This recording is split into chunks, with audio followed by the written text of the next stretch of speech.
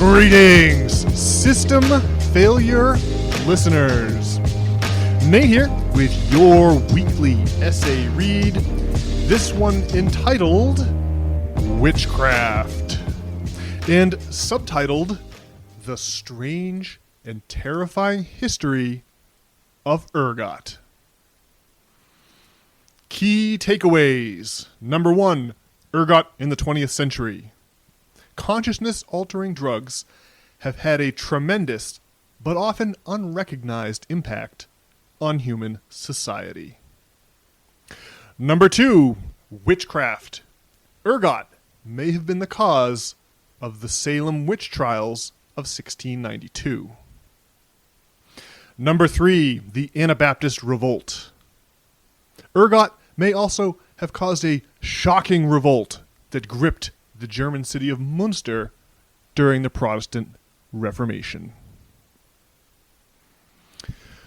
Ergot in the 20th century.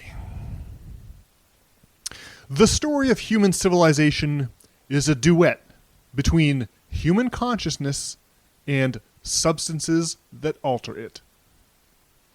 There's a growing number of scholars, for example, advocating for the idea that the agricultural revolution wasn't originally about farming food. They argue that the cultivation of cereal grains actually began in the service of brewing beer. Drugs have played a major role in shaping human society ever since. Alcohol and sugar powered the infamous triangular slave trade between Africa, the Caribbean, and the capitals of Europe. Later, opium plunged England and China into 2 wars during the 1800s. But no drug has had more of a profound impact on human history than ergot. This toxic fungus infests cereal grains so readily that beer brewers must constantly test their batches for it. In 2021, Brian Morescu published a book called The Immortality Key, where he presented findings that archaeological artifacts once used in the rites of Demeter tested positive for ergot. A human jawbone also reveals evidence of the psychoactive substance on the dental calculus. These clues point to the consumption of hallucinogenic ergot at Eleusis, a massively important religious observance in the Greco-Roman world. Ergot also left an indelible mark on the 20th century. It was from this fungus that Swiss chemist Albert Hofmann first synthesized LSD back in 1938. That drug went on to influence the creativity of the Beatles and Steve Jobs, whose contributions shaped the cultural milieu in which we live out our lives. Albert Hofmann penned a letter to Steve Jobs in 2007 after his innovation of the iPod took off.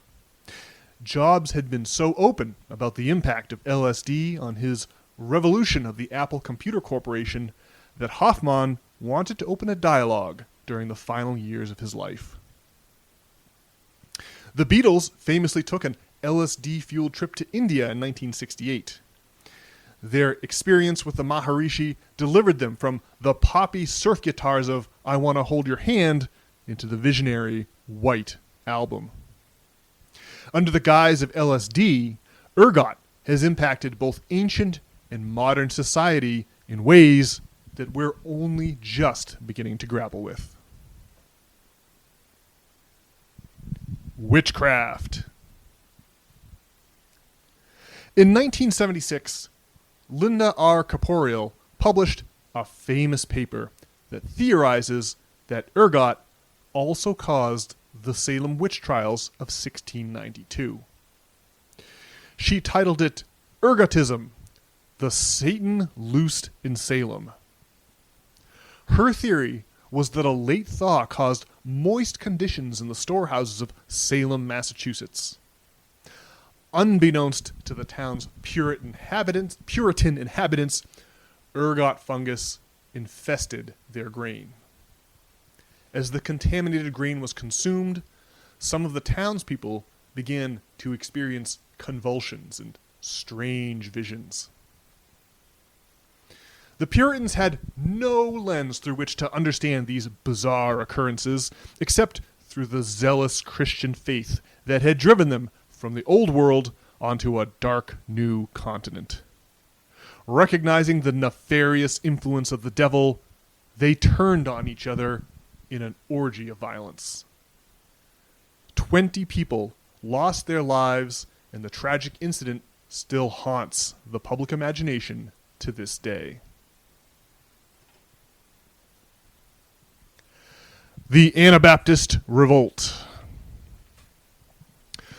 A century and a half before the Salem witch trials, the people of Munster, Germany may have also unwittingly consumed grain contaminated with ergot. That city abruptly lapsed into sexual orgy and religious revelation during the Protestant Proto-Reformation in 1594. The ecstatic population rose up and expelled its prince bishop, who was forced to return with an army and lay siege to his own city. Once the dust had finally settled, the three main co-conspirators had their skin ripped off with hot tongs and were hoisted in iron cages to the steeple of St. Lambert's Church. Though their bodies have long since decayed, their cages hang there still, and the Anabaptist Revolt of Munster is remembered as an incident of some moment within the broader Protestant Reformation. The Anabaptists were a smaller movement within the Protestant Reformation that rejected the idea of infant baptism, preferring instead that adults should be baptized of their own free will. Both Catholics and Protestants found this idea to be a dangerous one, and they heavily persecuted the Anabaptists. To escape these persecutions, some fled to the Americas. There, they became the forebears of the Amish and Mennonite communities of rural Pennsylvania. The Anabaptists were extreme pacifists. Only in Munster did the movement take such a violent and overtly sexual turn. That fact lends credence to the notion that hallucinogenic ergot may have been involved in the Anabaptist Revolt, just as Linda Caporiel speculated it was behind the Salem witch trials. Conclusion. The profound impact of drugs on human history is a reality that we're only just waking up to. The Greeks and Romans observed ceremonies involving drug-induced ego death that later became significant influences on Christianity. Psychoactive compounds used in the worship of gods like Demeter and Dionysus chemically induced a collapse in the mental conception of the self. The experience feels like a death and rebirth.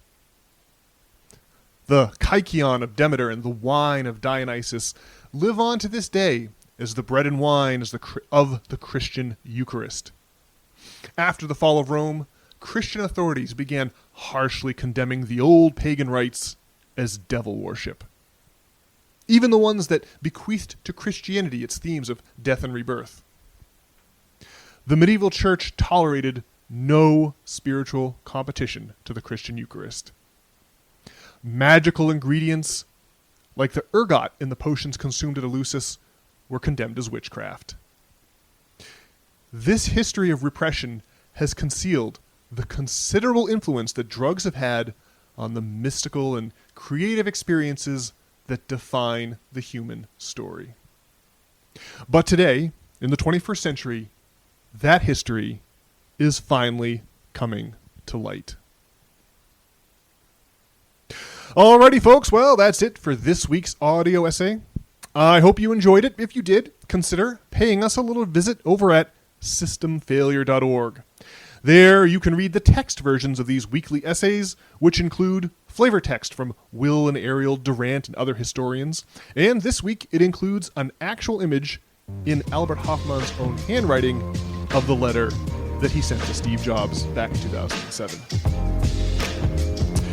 Furthermore, over at systemfailure.org, if you want to get in touch with either Brian or myself, you can accomplish that feat over on the About page simply by clicking on the appropriate name.